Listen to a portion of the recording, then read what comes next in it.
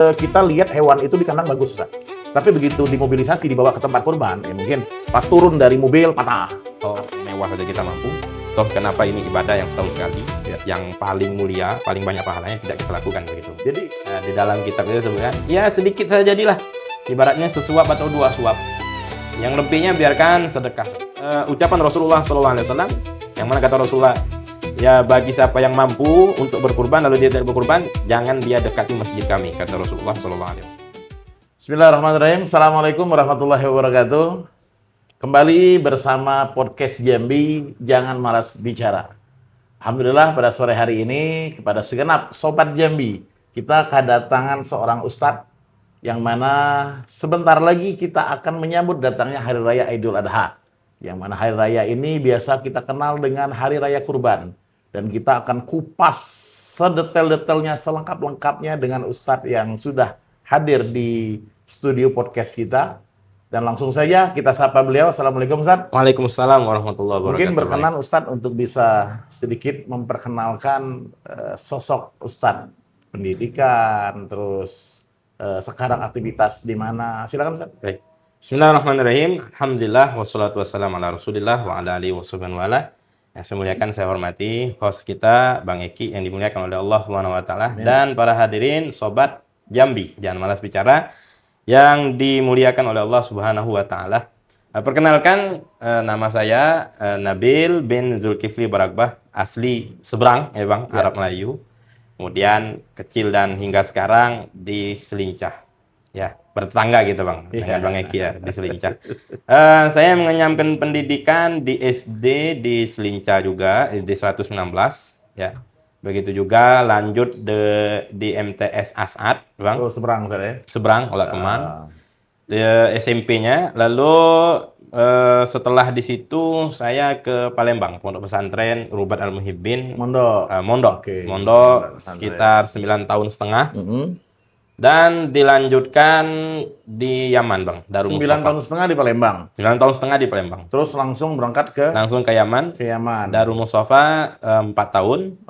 Kemudian saya kembali ke Indonesia di Jambi, dan beberapa bulan setelah itu saya diterima mengajar di SIT Nurul Ilmi Jambi. Dan kesehariannya di malam hari ada kegiatan majelis taklim di beberapa tempat, dan mengajar juga di Pondok Al Khairul Barokah di Bagan Peti. Oh, di Bagan Peti. Kira-kira itu rutinitas Ana sehari-hari, Pak. Artinya sekarang antum aktifnya di Nurul Ilmi ya, salah satu betul. lembaga pendidikan Islam. Dari pagi hingga sore begitu. Setiap hari. Setiap hari kecuali hari Sabtu sampai siang. Minggunya plong. Biasanya dijaga toko, Bang, yang di seberang yang di pasar gitu. Nah, Ana udah lihat antum pernah ngisi di lapas, Ustaz deh. Lembaga masyarakat, betul. BLP. Betul, alhamdulillah kami dari forum Front Persaudaraan Islam, alhamdulillah diberikan kesempatan melalui kalapasnya untuk mengisi di setiap pekan Sabtu siang di lapas. Siang. Alhamdulillah udah berjalan hampir 4 kali, Bang. Luar biasa jadwal dakwah antum, Ustaz deh. Alhamdulillah. Full. Semoga bisa memberikan banyak manfaat ke depannya. Amin. Ustaz, ini kan kita kan masuk ke mungkin kurang lebih 5 hari lagi nih, Ustaz. Kita akan menyambut datangnya Hari Raya Idul Adha yang kita kenal mungkin dengan Hari Raya Kurban. Nah, di mana pada Hari Raya Kurban itu ya kita melihat segitu banyaknya umat Islam yang melaksanakan pemotongan hewan kurban, Ustaz. Mungkin ada hal-hal, Ustaz, yang mungkin bisa antum jelaskan kepada Sobat Jambi khususnya ini.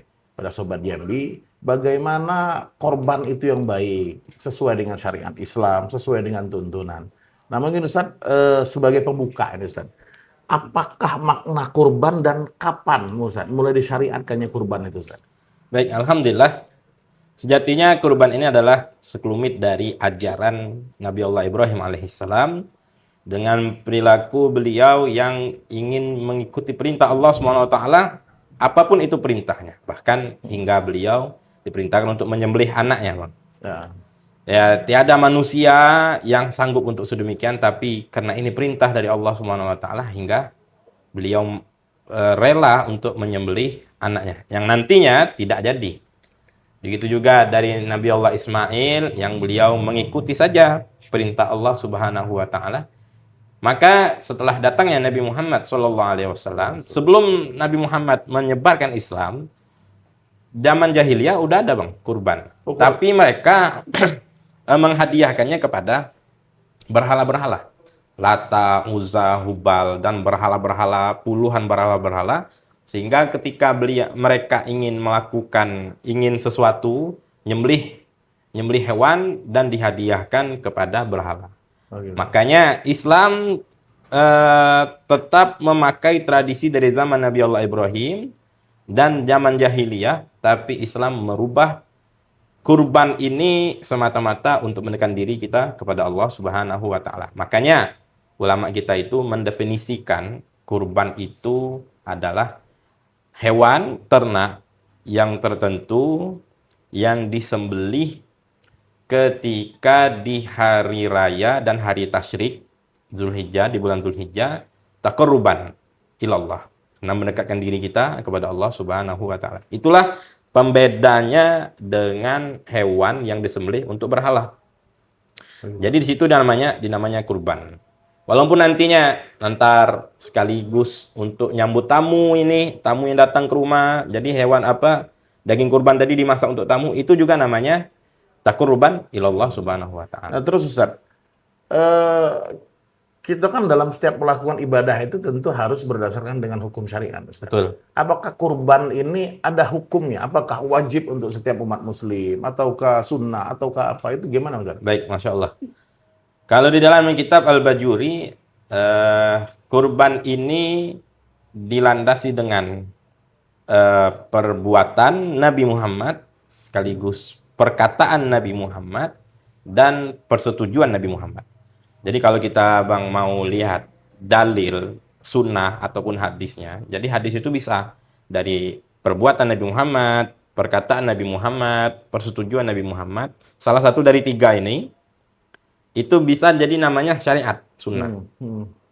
Nah, kurban ini dilakukan oleh Rasulullah dengan perbuatan Rasulullah langsung dan ucapan Rasulullah langsung. Contoh, dalam hadis disebutkan bahwasanya dohan Nabi sallallahu alaihi wasallam bikabsyain amlahin akronain. Ya. Nabi Muhammad sallallahu alaihi wasallam berudhiyah, berkurban itu dengan 2 kambing kibas yang warnanya kebanyakan putih, warna kambingnya itu, dan bertanduk. Nah, ini perbuatan Rasulullah langsung. Dan itu dari ucapan Rasulullah SAW, yang mana kata Rasulullah, ya bagi siapa yang mampu untuk berkurban lalu dia tidak berkurban, jangan dia dekati masjid kami, kata Rasulullah SAW. Maka dari situlah dianjurkan syariat ini, di mana dilandaskan pula dari firman Allah Subhanahu wa taala, fasholli li rabbika wanhar, dalam surah Al-Kautsar disebutkan, maka salatlah engkau untuk Tuhanmu dan sembelihlah hewan. Wanhar di sini hewan kurban maksudnya di tanggal 10 Zulhijjah hingga 13 Zulhijjah. Artinya ancaman yang disampaikan oleh Nabi tadi itu sangat luar biasa, Ustaz. Artinya ketika orang mampu akan tetapi dia tidak mau berkorban, dilarang Nabi untuk dekat dengan masjid-masjid kita, gitu, Ustaz. Betul. Dia hingga ini dijadikan patokan, Bang, di dalam satu mazhab mewajibkan kurban karena dilandaskan dengan hadis ini. Ini ancaman dari Rasulullah ini tidak main-main. Artinya boro-boro mau dekat ke masjid, diakui umat aja nanti nggak tahu nanti di akhirat kan. Nah, jadi gini, Ustaz. Mampu dalam kategori seperti apa, Ustaz? Artinya gini, mungkin sebagai contoh, Ustaz. Seseorang ini dia secara ekonomi mampu, tapi dia punya banyak utang, gitu, Ustaz. Artinya ada hal-hal yang mesti wajib dia selesaikan dulu. Nah, apakah mampu dalam kategori ini bisa masuk juga dalam kategori mampu untuk berkorban, Ustaz? Baik. Sejatinya, kalau di dalam kitab Al-Bajuri itu disebutkan siapa yang dia itu dituntut untuk berkorban, pertama al-muslim, al-baligh, al-aqil, terus juga al-hur, dan fadilatan an kutihi wa kutiman yunfikuhu lailatal id wa ayyamut tasyrik. Nah, itu yang dikatakan oleh Imam Al-Bajuri di dalam kitabnya. Yang dituntut untuk kurban itu muslim yang berakal, terus juga yang baligh, dan dia lebih nafkahnya Hmm. Dari dia menafkahi untuk dirinya dan keluarganya. Lebihnya ini kapan sih rentan waktu lebih yang dikatakan lebihnya? Kalau dia lebih dari malam Lebaran hingga hari tasyrik sampai tanggal 13 Zulhijjah, itu kalau dia punya uang lebih dari nafkahi 4 hari itu, maka dia dituntut untuk berkurban Sampai hari tasyrik. sampai hari tasyrik. Oh gitu. Artinya orang itu tentu dari kesadaran dia sendiri. Dia bisa untuk membeli sesuatu barang ataupun kebutuhan yang non primer, ya. Tapi dia tidak mengingat dirinya akan keharusan dari Rasulullah SAW untuk berkurban, maka dia harus sadari itu sejatinya setiap kita, ya, itu menyadari diri jika kita mampu. Bahkan untuk menabung saja kita mampu, beli barang yang mewah saja kita mampu. Toh kenapa ini ibadah yang setahun sekali, Ya. yang paling mulia, paling banyak pahalanya tidak kita lakukan begitu. Jadi kurban ini dimulai pada hari pertama Idul Adha. Hari pertama Idul Ba'da Adha, sholat Id. betul. Ba'da Kalau sholat Id itu udah mulai. waktunya Bang, dia kalau dalam mazhab kita Syafi'i itu dari ba'da subuh dan hingga isyraq. Dari isyraq sekiranya sudah lewat 2 rakaat, orang bisa melakukan 2 rakaat sunnah Id dan khutbah sesingkat-singkatnya. Maka itulah waktu awal yang dibolehkan kita menyembelih. Oh. Adapun ada orang nyembelih setelah subuh misalkannya. Sebelum Id berarti. Sebelum sholat Id, dia sudah subuh dia nyembelih. Langsung nyembelih. Maka itu bukan namanya hewan kurban. Jadi Oh, jatuhnya paling gitu. sedekah saja. Atau misalkannya dia sudah nyembelih hewan kurban, tapi di tanggal 14-nya misalkannya, maka bukan hewan kurban. Atau di tanggal 9-nya juga, itu bukan namanya hewan kurban juga. Nah, kalau malam hari macam mana Ustaz? Mungkin kan dari habis Id itu banyak kegiatan-kegiatan Oh, dapat di iya. malam gitu nah. Baik. Kalau di dalam mazhab kita itu yukroh. Kalau kata Imam Al-Bajuri disebutkan di situ bebas, waktunya sebenarnya bebas saja. Dibolehkan saja kapan. Tapi kalau untuk malam itu dimakruhkan. Karena mengingat gelap gulitanya ataupun areanya hanya terbatas karena mungkin harus kena sinar, ada Ya, berarti pencahayaan kan ada begitu. syarat-syarat mungkin Ya. yang terlewatkan Ustaz ya. Betul. Lebih diafdolkan, lebih diunggulkan untuk dari pagi hingga sore. Jadi kan Ustaz, kategori hewan yang boleh untuk dikorbankan itu kan domba, kambing gitu Ustaz ya. Itu masuk kategori itu ya, sapi. Boleh gitu Ustaz, kerbau, onta. Nah, yang paling afdol di antara itu apa Ustaz? Kalau untuk pribadi, ya Bang ya, ulama kita itu sudah mereka mengkategorikan. Kalau untuk pribadi, dari onta lebih afdol. Dari urutannya onta dulu nih. Satu onta, bagus, tidak harus 7. Ya kan? Nah, tapi ada orang yang berpahaman, onta harus 7, sapi harus 7, kerbau harus 7, begitu kan. Padahal, satu orang, satu onta, bahkan kita pernah nemuin, satu orang itu nyembelih 4 onta. Waktu kita di Tarim, ya Bang. Jadi itu kurban semua. Ya, namanya pakai nama dia semua, misalnya. Maka ini namanya juga kurban. Jadi yang paling afdol itu onta. Setelah onta, badana ya. Onta badana ini onta yang sudah mencapai umur 5 tahun. Oh, Jadi kalau onta, syarat dia dikatakan kurban itu, dia berumurnya sudah 5 tahun. tapi itu apa namanya? Batasan untuk kerbau ataupun sapi kita di Indonesia Ustaz ya. Mungkin kalau onta kita tidak semua bisa di Indonesia karena onta kan susah juga untuk bisa berkembang biak kan. Nah, batasannya itu 7 maksimal. Ya, Batasan untuk kita berkorban atas nama itu bisa untuk 7 orang. bisa untuk 7 Lebih orang. dari 7 orang tidak boleh Ustaz. Tidak bisa. Tidak bisa. Artinya Jadi kalau onta tadi kan 5 tahun tuh Bang. Tapi kalau sapi, kerbau itu minimalnya 2 tahun. oh 2 tahun. Umur 2 tahun Itu sudah. batasan umur ya. Batasan umur. Kalau sapi kerbau itu 2 tahun. 2 tahun. Ah, Kalau kambing ini ada 2 jenis nih Bang. Ada kambing kacang, ada kambing kibas atau domba. Nah, kalau domba itu umur 6 bulan ke atas sudah bisa. Ya Bang. Tapi 6 kalau bulan kata domba itu yang ini ya, yang berbulu, yang bulunya bulu banyak. keriting. Iya, betul. Yang bulu keriting ya. Bulu keriting dombanya. Gitu domba. Itu udah 6 bulan, walaupun belum sampai 1 tahun, tapi dia udah 6 bulan atau giginya udah poel, maka udah boleh itu untuk kurban. Karena dia setara dagingnya itu dengan kambing kacang yang umurnya 1 tahun atau 2 tahun. Nah, terus gini Ustaz, timbul lagi satu pertanyaan Ustaz. Apakah boleh menyembelih hewan cacat atau berpenyakit? Karena kan Oh, kadang-kadang kan kita lihat hewan itu di kandang bagus Ustaz. Tapi begitu dimobilisasi dibawa ke tempat kurban, ya mungkin pas turun dari mobil patah atau keseliu. baik. Nah, cacatnya bukan dari tempat pertama kita beli, tapi cacatnya ketika jatuh, itu kan sering tuh terjadi Ya, itu. Nah, kira-kira gimana hukum hewan kurban hewan itu kurban ya? itu. Kalau hewan kurban yang tidak dibolehkan itu adalah dia yang cacat hilang matanya satu atau hilang penglihatannya. Ya, satu aja tidak boleh, Ya, apalagi satu saja dua. tidak boleh, apalagi dua. Terus yang pincang. Terus juga yang lahir tanpa telinga, yang telinganya keputus. Nah, Oh, mungkin tapi kalau konteksnya ini insya Allah jarang didapati untuk disediakan untuk hewan kurban, Bang. Biasanya itu untuk yang mau beli untuk sedekah-sedekah biasa aja begitu kan. Karena pemilik peternakan itu dia udah tahu kambing akikah yang mana, kambing kurban yang mana kan sudah mereka pilah-pilah. Nah, hanya saja yang sering terjadi itu, Bang, eh cacatnya ketika di pengantaran. ya benar. Nah, ini tidak masalah karena apanya dia dibeli pada saat tidak cacat. Tapi Masih ketika dalam di kondisi pengantaran, sempurna ya. ya betul, masih dalam kondisi sempurna. Jadi dinamakan juga hewan kurban, tentu dinamakan hewan hewan kurban.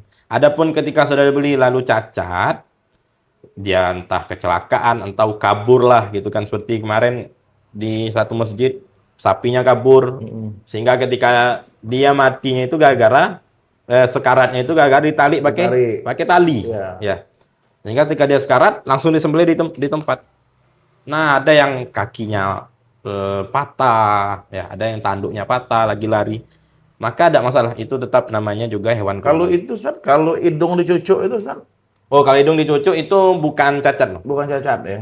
Kalau cacat sebelum dibeli, apapun kategori cacatnya, yang dia itu yungkosul lahmu, bisa mengurangi daging.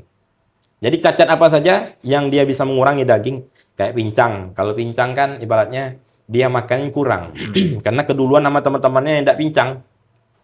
Kalau buta juga dia susah nyari makanan, karena itulah jadi dia makannya dikit, dapat porsinya dikit, jadi dagingnya itu dikit juga jadi. Mungkin Ustaz, apa kira-kira Ustaz yang perlu kita sampaikan kepada Sobat Jambi, perkara-perkara yang dianjurkan bagi Oh Sobat ya, Jambi yang ingin berkorban ingin pada hari berkorban. raya korban nanti Ustaz. Tentunya kalau di dalam mazhab kita dan mazhab Hanafi ya, kalau mazhab Maliki dan Hambali itu mereka tidak memakruhkan.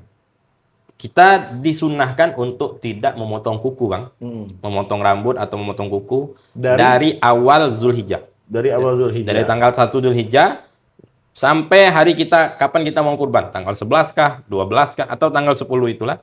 Jadi nggak motong kuku. Nggak motong kuku, nggak motong rambut. Nah, dalam mazhab kita ini sunnah. Tapi kalau dalam mazhab Imam Maliki, Hanafi, Hanafi. kalau salah kalau tidak Hanafi Hambali ya, itu mewajibkan. Jadi hukumnya haram, Oh haram. haram dosa. Nah, ini kan di dalam mazhab kita kan sunnah nggak motong nih. Hmm. Terus karena sunnah apakah boleh kita tetap potong begitu? Nah, untuk mengambil khilafiyah di sini ulama kita nyari jalan keluar. Mereka khuruj minal khilaf itu mustahab, dianjurkan keluar dari khilaf itu. Berhubung ada yang mewajibkan atau mengharamkan motong kuku, sedangkan mazhab kita itu sunnah tidak memotong kuku, ya kan? Jadi kita ambillah pendapat yang mengharamkan ini. Supaya kita emang betul-betul nggak motong kuku, nggak motong rambut. Ya. Biarin aja panjang. Bahkan kata ulama, walau yaumul jum'ah katanya. Walaupun di hari Walaupun di hari Jumat. Jumat. Benar-benar kan di hari Jumat itu kita sunnah, ya. motong kuku kan, motong rambut kan. Walaupun hari Jumatnya itu di tanggal berapa Zulhijjah, begitu, tetap tidak disunahkan motong kuku, motong rambut. Saking begitu. Agar apa? Sumulul maghfirah, kata ulama itu, semuanya dapat ampunan. Dari kuku kita, rambut kita, dari ujung kaki, dari ujung rambut sampai ujung kaki, itu dapat ampunan dari Allah Nah, jadi SWT. itu Sobat Jambi. jikalau nanti ada ketemu, Ustaz Ya, ada ketemu betul. orang yang kukunya panjang, ya, Ah. mungkin ada jenggotnya berantakan, kumisnya berantakan, rambutnya berantakan, ya Husnuzon aja dia mungkin kurban ya. husnuzon, beliau akan melaksanakan kurban pada Betul. hari raya kurban nanti. Karena dari tanggal 1 itu dia sudah disunnahkan untuk tidak memotong itu semua, Ya, Ustaz, ya. betul. Disunahkan untuk Iya, tidak motong kuku, alhamdulillah. motong rambut. Terus Ustaz, ada nggak bacaan khusus? Karena kan kita kalau nyembelih, kalau kita motong hewan itu kan bacaannya kan Bismillah Allahu Akbar. Oh, Nah, ya. ketika kurban ini ada nggak bacaan khusus dalam pelaksanaan ketika kita motong kurban? Baik, bagi yang berkurban, biasanya rata-rata yang berkurban ini peserta kurban menyerahkan kepada panitia ya. Ah, Nah, untuk yang peserta kurban, walau dia nggak nyembelih, tapi tetap ada yang disunahkan. Apa yang disunahkan? Melihat kurbannya itu disembelih. oh, melihat. Ya, karena Rasulullah nyuruh Sayyidah Fatimah untuk menyaksikan kambing yang disembelih atas nama Sayyidah Fatimah. Kenapa? Karena kata Rasulullah, ajruki ala qadri nasibiki, atau pahalamu tergantung letihmu melihat hewan kurban itu disembelih, dan pahalamu akan diberikan sebanyak tetesan darah hewan kurban tersebut. Jadi bagi peserta kurban, dia lihat saja. Lihat dan ikut takbir. Kalau belum dia niatkan ketika disembelih hewan tadi. Atau ketika dia beli hewan kurban tadi, perwakilan dari masjid. Jadi masjid yang meniatkan untuk peserta kurban tadi boleh. Ya. Terus apalagi? Nah, yang disunahkan itu yang memotong ini. Yang tukang jagal, tukang potong, itu disunahkan. Jadi Ya, Ustaz yang tadi yang akan berkorban tidak ada niat khusus. Tidak ada Niatnya niat khusus. cuma niat sebatas saya berniat berkorban gitu aja Ustaz. Ya, Dan disunnahkan untuk melihat proses pemotongan itu. betul. Walaupun dia sebenarnya mungkin sibuk ya, tapi kesunahan itu ya harusnya ya tetap kita lakukan Nah, demi kalau menggapai untuk pahala tadi. itu untuk tukang potongnya sendiri Ustaz, apakah ada niat khusus juga Ustaz atau umum aja gitu? Ustaz? Kalau memang yang mewakilkan sudah niat, yang berkurban sudah niat, ya yang dianjurkan pemotong itu hanya dia mengucapkan Bismillah. Bismillah ini ada yang khilaf ulama kita ya, ada yang mewajibkan, ya ada juga yang mensunahkan. Ya, jadi kita ambil yang wajib tadi kan untuk keluar dari khilaf tadi. Jadi Bismillah, sedikitnya Bismillah atau paling sempurnanya Bismillahirrahmanirrahim. Terus takbir 3 kali. Allahu Akbar, Allahu Akbar, Allahu Akbar. Terus baca doa. Allahumma hadza minka wa ilaika fataqabbal. Perlu disebutkan namanya? Tidak perlu disebutkan. Tidak Artinya perlu. selesai di fataqabbal itu aja Ya. Ustaz, ya. Karena ini sudah Kan tentu. terkadang kan ada sambungan fataqabbal min gitu kan. Oh, ya itu hanya ibaratnya Tambahan aja. tambahan aja, Bang. Tapi Sebenarnya kalau tidak disebutkan nama fulan itu tadi, ya sudah tentu ini kurban milik si fulan kan, sudah jatuh itu hukum kurbannya. Oh, Dan gitu. tentu dagingnya ibaratnya dari hasil kurban si fulan. Ada aja untuk tambah-tambahan, misalkannya ada yang kertas nama itu, terus ketika kambingnya disembelih atau sapinya disembelih, kertas-kertas nama tadi ditaruh ke dalam leher gitu kan. Ya sebenarnya itu untuk apa, sensasi aja sih Bang. Ibaratnya kita itu penyempurna saja lah. Penyempurna. Tidak ada kesunahan apapun di situ. Tentu kambingnya itu atau sapinya itu menghadap ke kiblat. ada nggak Ustadz perbedaan antara kurban dengan niat kurban dengan niat nazar berkurban? Oh tentu. Itu berefek sekali Bang ke kurbannya itu jatuhnya kurban sunnah atau wajib. Ah, Ini yang harus diperhatikan oleh panitia kurban. Jadi panitia kurban ketika ada yang nyerahin kambing nih ke masjid atau ke panitia kurban, ditanya dulu, ini kurban sunnah atau kurban wajib? Kenapa? Tentu nanti pembagian dagingnya pun tidak boleh sembarangan. Ya, pembagian dagingnya kalau ini kurban nazar, si peserta kurban tidak boleh mendapatkan sedikit pun dari daging. peserta kurban. Ya, Walaupun karena mustahiknya juga. ya, Oh, gitu. walaupun dia ibaratnya dia peserta kurban ya, biasa kan dapat sepertiga gitu kan. Ya. Ini tidak boleh, tidak bisa dapat dia karena ini kurban nazar. Kurban nazar ini dagingnya harus dibagikan mentah dan dibagikan kepada fakir miskin. Tidak boleh kepada orang yang kaya. Kalau nazar. Itu kalau nazar. Tapi kalau kurban sunnah itu Bebas. boleh dikasih ke fakir miskin, orang kaya pun boleh juga, disimpan pun boleh juga. Tapi di sini orang banyak kebingungan dari segi nazar. Nazar itu kan ada nazar hakiki, ada juga nazar hukmi, Bang.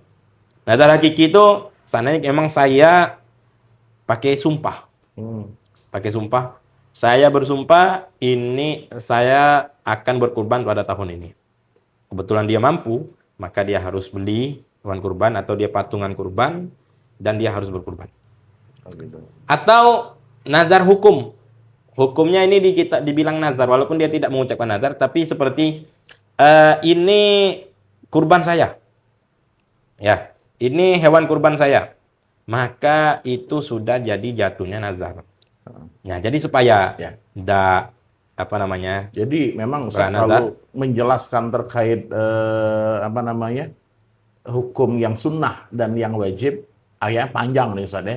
Betul. Jelasnya apalagi yang sudah berkaitan dengan nazar. Mungkin Ya. Sobat Jambi bisa nanti melihat versi lengkapnya di YouTube, dan ketika ada yang ingin ditanyakan lebih lanjut, ya mungkin bisa langsung aja di kolom komentar nanti Ustaz. Ya, boleh, sangat Di kolom dianjurkan. komentar, dan insya Allah Ustadz Nabil akan segera merespon pertanyaan-pertanyaan Siap, tersebut. insya Allah, Bang. Insya Nah Allah. terus Ustadz gini, apakah yang akan orang yang berkorban boleh memakan daging korban itu Ustadz? Ataukah full semua untuk Oh, enggak. masyarakat? Boleh sepertiga. Dalam pendapat itu yang peserta kurban boleh dapat sepertiga. Ada juga pendapat yang mengatakan boleh 2/3 begitu. Tapi sebenarnya karena ini murni sedekah, ya ibaratnya paling tidak lukmah au lukmaten. Di dalam kitab itu sebutkan, ya sedikit saja jadilah. Ibaratnya sesuap atau 2 suap.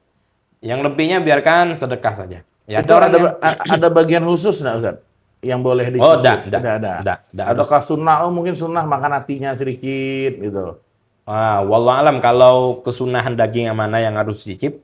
Tapi dari manapun boleh, Boleh, ya dagingnya entah paha. Tapi jangan pula mesan ke tukang jagalnya. Ya 4 pahanya untuk saya begitu kan. Jadi mana lagi untuk sedekahnya begitu. Jadi Ustadz, saya pun sempat juga pernah mendengar terkait ada orang bertanya, saya belum akikah gitu. Mana yang saya dulukan? Saya korban dulu atau akikah dulu Ustadz? Nah, Baik, itu gimana Allah. Ustadz menjelaskannya? Betul. Ini sama-sama diwajibkan di dalam salah satu dari 4 mazhab ini, Bang. Jadi akikah juga salah satu mazhab mengatakan wajib, kurban juga salah satu mazhab mengatakan wajib. Tapi boleh kita dua-duanya, kurban sekaligus akikah. Kebetulan saya belum pernah akikah gitu. Jadi saya pas kurban ini, saya ini akan akikah. Ya ada 2 ulama yang berbeda pendapat di sini, ada Imam Romli, ada Imam Ibnu Hajar. Salah satu mereka mengatakan hanya dapat salah satu aja. Jadi tidak bisa digabung. Kalau digabung pun hanya dapat salah satu. Tapi yang Imam Romli itu mengatakan dapat dua-duanya. Jadi sekaligus kurban, sekaligus akikah, dapat dua-duanya. Nah, tapi gimana nih prosesnya? Kalau akikah kan disunahnya dimasak. Ya. Kalau kurban ini sunah ngasihnya itu mentah. Ya simpel aja. Kalau mau dapat kesunahan dua-duanya ini, ya sepertiga tadi sebagian kita kasih, tapi dari sepertiga tadi sebagian kita masak terus kita kasihkan ke orang. Oh gitu. Maka dapat dua-duanya. Dapat dua-duanya. Nah, berhubung kalau misalkannya mau pilih salah satu, maka dilihat kalau bertepatan di bulan Zulhijjah, ya sudah kurban aja dulu. Karena kurban ini sunahnya tiap tahun. Adapun akikah itu 1 tahun, bebas kita mau akikah di bulan Syawal, akikah bulan Rabiul Awal begitu. Tapi kalau kurban ya hanya terbatas 4 hari itu, Bang, di bulan Zulhijjah. Artinya kita memang apa namanya dianjurkan untuk berkorban tanpa niat apapun. Dianjurkan betul. gitu Ustaz, Dianjurkan, selama di hari raya korban itu Ya. Ustaz, ya. Nah terus Ustaz, boleh enggak Ustaz kira-kira kita tadi kan Anda dengar penjelasan dari Ustaz bahwa Rasulullah pernah berkurban untuk Sayyidatina Fatimah. Saat itu Sayyidatina Fatimah masih hidup Ustaz ya. Ya. Nah, boleh enggak berkorban untuk orang yang sudah meninggal Ustaz? Kalau pendapat jumhur kita para ulama itu di dalam kitab Syamsul Munirah disebutkan bahwasannya mencantumkan nama untuk nama satu orang itu per orang itu nama orang yang masih hidup. Adapun kalau dicantumkan nama yang sudah meninggal atas nama orang yang sudah meninggal, maka ini jatuhnya bukan kurban, Bang. Jatuhnya dia sedekah biasa aja. Oh gitu. Ya, Artinya pahala sedekah. pahalanya dapat pahala sedekah saja. Jadi mana yang paling besar pahalanya? Sedekah biasa atau kurban? Tentu kurban yang paling besar pahalanya, ya kan? Maka dari itu saran dari guru-guru kita, pakai saja nama orang yang masih hidup, kurbankan saja atas nama orang yang masih hidup, tapi ishtirakus thawab itu boleh siapa saja kita niatkan. Untuk menggabungkan pahalanya, kita niat pada Allah Subhanahu wa taala agar Allah berikan juga pahala kurban ini kepada fulan, fulana, orang tua kita atau nenek moyang kita atau anak cucu kita yang telah. Maka itu dapat pahala kurban, Bang. Karena Allah Maha Dermawan ya.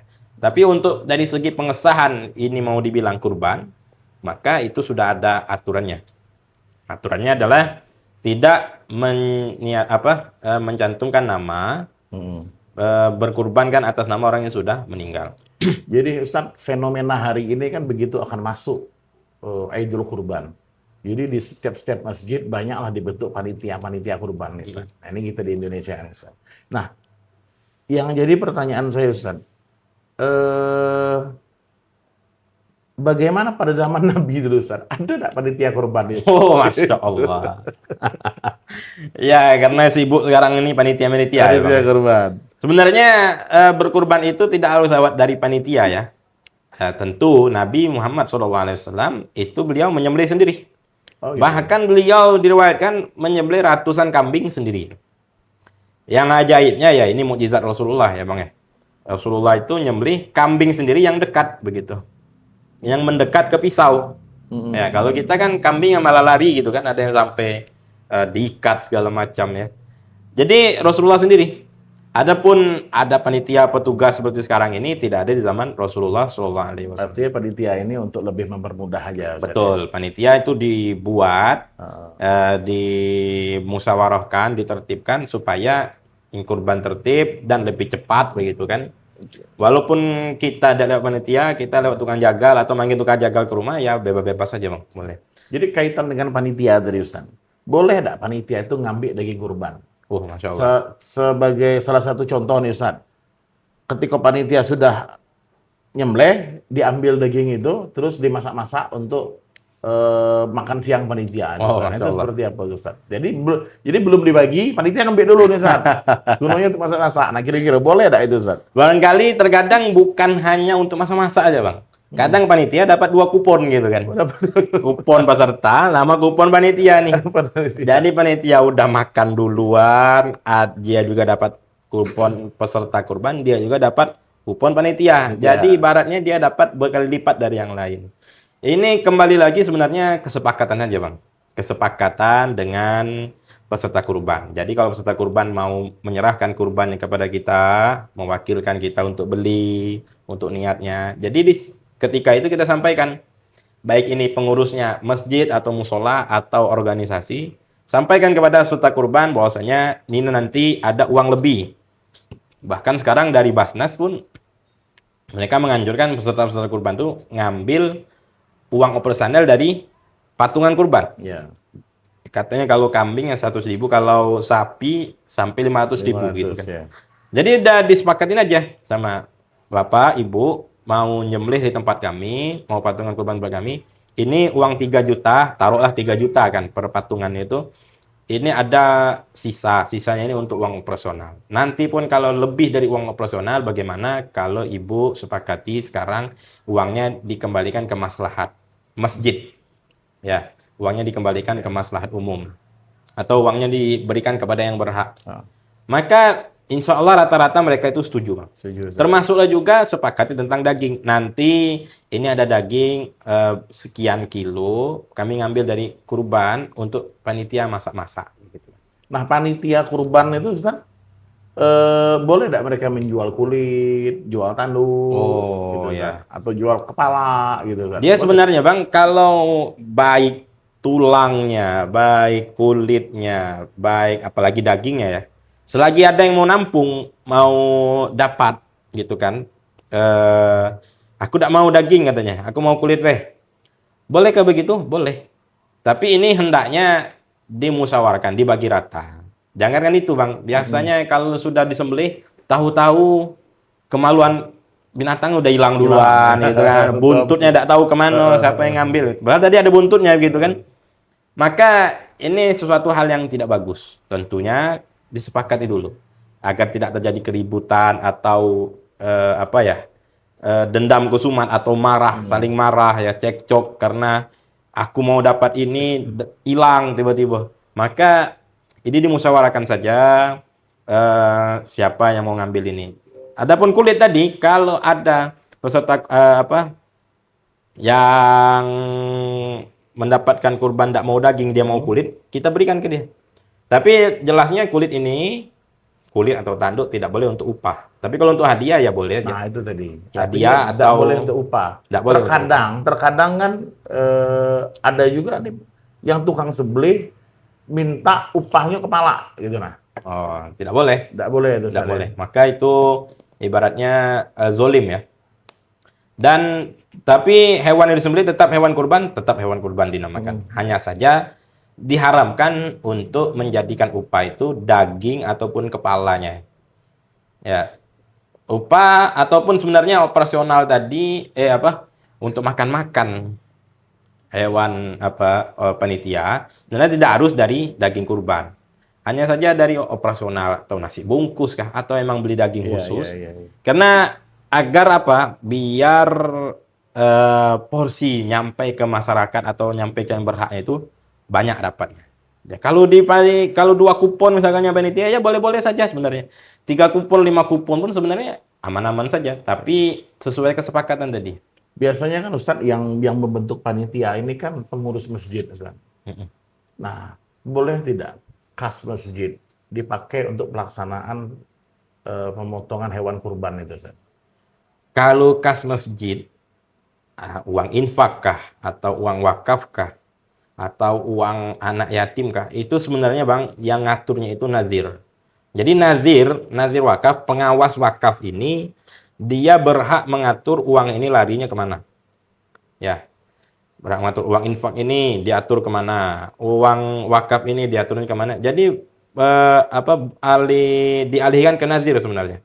Jadi kalau ada di satu masjid, dia menerima infak, terus infaknya ini diberikan barang, apapun barangnya itu untuk kemaslahatan umum. Misalnya tenda kah, kursi kah, terpal kah, tikar. Kalau sudah dibeli dengan atas nama umum, maka ini siapa saja boleh digunakan. Tidak harus untuk maslahat masjid. Nah, kecuali Bang, kalau infak tadi memang dikhususkan dengan barang-barang masjid. Tidak diakatkan sebagai untuk maslahat umum. Maka ini yang tidak dibolehkan dipakai untuk kurban. Tapi kan Ustaz, kurban ini kan ibadah pribadi seseorang, Ustaz. Ya. Bukan ibadah yang melibatkan kepengurusan dalam satu masjid, Ustaz. Ya. Kadang kan beli nasi bungkus di situ, gitu. Oh, beli sangki pakai duit masjid. Nah itu boleh tidak, Ustaz? Itu tidak boleh. Boleh, Ustaz, ya? Tidak boleh. Kenapa? Karena untuk maslahat masjid ya harus kembali ke masjid. Makanya tadi sebenarnya masjid itu untuk siapa saja boleh Bang. Nah, tapi untuk menggunakan barang masjid ini tadi untuk fasilitas pribadi, ya itu tidak dibolehkan kecuali ada memang dari nazirnya menyediakan. Oh ini uang untuk santunan anak yatim, ini uang untuk kurban, ini uang untuk acara maulid gitu kan. Maka boleh begitu. Atas kesepakatan musyawarah tentunya dari nazir tadi. Adapun kalau memang sudah barang yang dikhususkan untuk masjid, maka ini tidak boleh lari kecuali untuk kemaslahatan masjid. Yang terakhir Ustaz, apakah boleh daging kurban ini diberikan ke non-muslim? Oh baik, Masya Allah. Kalau kurban sunnah ya Bang, itu boleh saja menyeluruh. Asalkan tentu Islam kita mengatur lebih mengutamakan lebih dahulu memberikan kepada muslim. Nah, kalau kurban sunnah ya boleh saja kalau misalkan muslim udah dapat begitu kan. Jadi kesemangatan kita, ghiroh kita dengan sesama muslim itu harus dikuatkan. Tetangga mana muslim yang belum dapat begitu. Kalau belum dapat, jangan dibagikan dulu ke non-muslim. Setarakan dulu ke muslim. Ya, sudah mereka dapat semua, alhamdulillah lebih, maka tidak apa-apa kurban ini diberikan kepada non-muslim. Kurban sunnah ya Bang ya. Tapi kalau kurban wajib, nazar, itu tidak boleh diberikan kepada non-muslim, Bang. Jadi harus ke muslim plus harus ke fakir miskin. Kira-kira Ustaz, apa hikmah yang dapat kita petik Ustaz dari pelaksanaan ibadah kurban itu? Masya Allah. Tentunya Islam mengajarkan kita untuk berbagi, Bang. Berbagi bersama.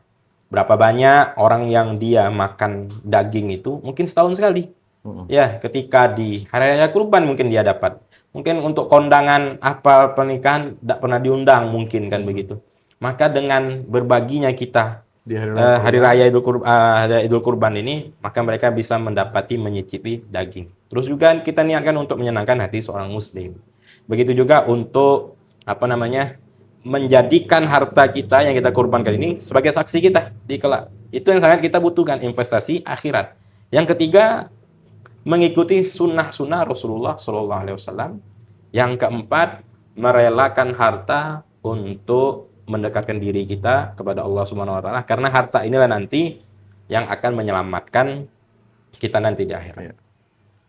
Yang kelima apa? Yang kelima, niatkan juga untuk berbakti barangkali kepada kedua orang tua. Karena berbakti kepada orang tua, sedekah itu dianjurkan oleh Rasulullah SAW. Apalagi kita berikan pahala kurban tadi untuk kedua orang tua.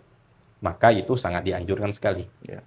Baik, terima kasih Ustaz. Luar biasa diskusi kita pada sore hari ini Ustaz. Sobat Jambi, sebenarnya banyak yang masih ingin kita kupas dari Ustadz Nabil. Banyak hal-hal, banyak hukum-hukum, banyak kebiasaan-kebiasaan. Akan tetapi mungkin waktu yang tidak bisa untuk kita terlalu banyak berdiskusi dengan beliau. Tapi silakan berkomentar di kolom komentar YouTube media sosial kami untuk bisa mendetail memberikan pertanyaan. Makanya di sini kita sengaja mengundang beliau Ustadz Nabil agar beliau pun bisa menyampaikan ilmunya kepada seluruh sobat Jambi agar dalam pelaksanaan hari raya Idul Kurban nanti, dalam pelaksanaan pemotongan hewan kurban bisa sesuai dengan syariat. Betul. Dan tata cara sesuai dengan hukum Islam, Ustaz. Betul. Ustaz, saya ngucapin terima kasih pada Sama-sama, hari Bang. ini sudah luar biasa bisa memenuhi undangan kami. Baik. Semoga kehadiran antum ini bisa memberikan keberkahan di studio kami Amin, ini amin, amin. dan bisa memberikan kemaslahatan untuk orang banyak, khususnya masyarakat yang ada di Provinsi Jambi. Amin, amin. Masya Allah. Dan jangan lupa juga buat sobat Jambi untuk bisa subscribe dan like akun Dan komen ya. Komen ya, tentu komen di akun podcast kami ini agar bisa memberikan manfaat dan bisa menyebar.